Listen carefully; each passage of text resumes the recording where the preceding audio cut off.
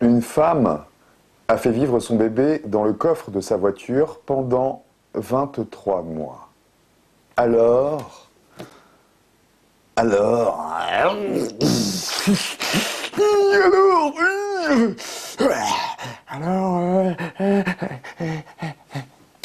alors, on peut comprendre, car c'est la crise du logement en ce moment dans certains endroits. Et d'ailleurs, des centaines de personnes dorment dans leur véhicule, voire même sur un rond-point. Et même pas ivre-mort d'ailleurs. Donc, le coffre faisant office de chambre pour l'enfant, quoi de plus logique pourrait avancer un avocat dupontélien, et non Dupont-Morettien, ni Dupont de Ligonnésien. Sauf que, me diriez-vous, oh quel honneur, votre honneur, nous honorer d'un tel déshonneur. Mais tu vas la fermer, ta putain de gueule. Certes non, car la voiture n'était pas la résidence principale en fait de la madame. Elle était située dans son garage, avec au-dessus sa maison, avec mari et enfant.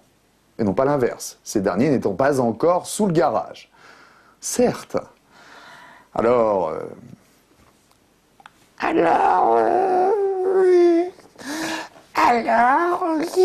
Qu'est-ce qui s'est-il passé dans la tête de cette pauvre femme?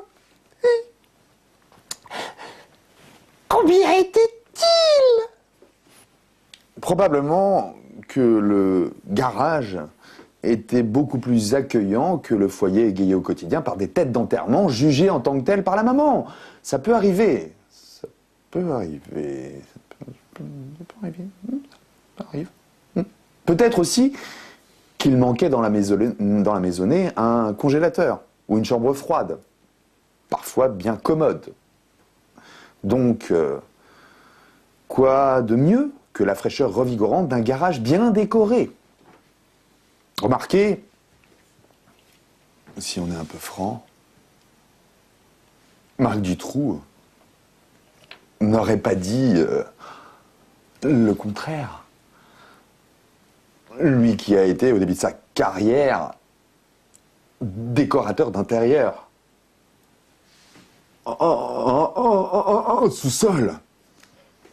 Et cette femme n'était probablement pas si folle. Surtout si on la compare à Alexandre Benalla, qui a déclaré devant un juge qu'il n'avait commis aucun délit et qu'il aurait rêvé d'être aussi un CRS en gilet jaune.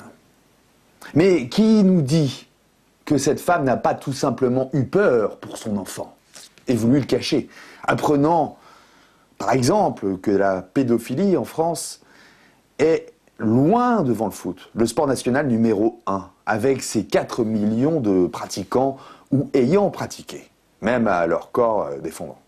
Bah oui, c'est assez fréquent qu'un enfant ne veuille pas pratiquer l'activité initiée par ses parents.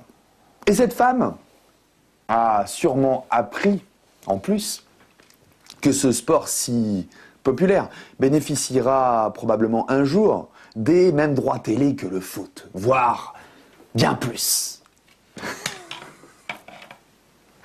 Anne-Sophie, viens voir la télé, viens. Il y a notre fille, hein. Bon, elle a un petit peu mal, hein. Mais elle se débrouille vachement bien, hein.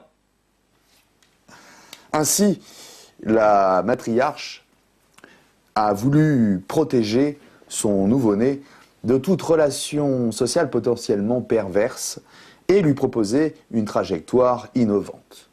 Elle était d'ailleurs probablement la seule à posséder la clé du coffre imprenable pour le coup. Une sorte de coffre-fort pour y déposer son trésor. Ou comment incarner l'instinct maternel, en somme.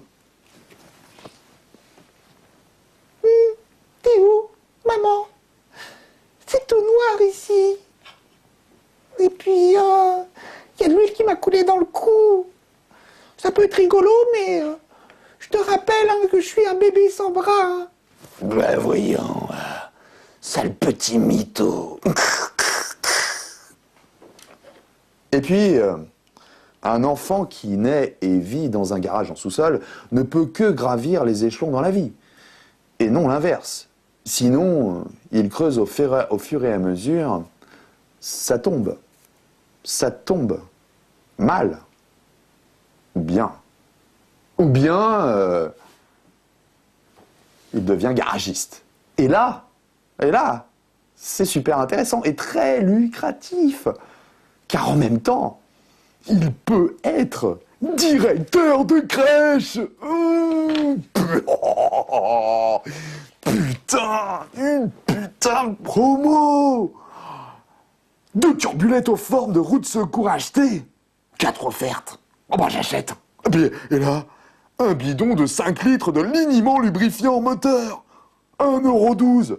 Oh bah j'achète le stock de 200. Avec 2 pots de Nutella en prime. Salé. Les vaut rien. De la mécanique enfantine.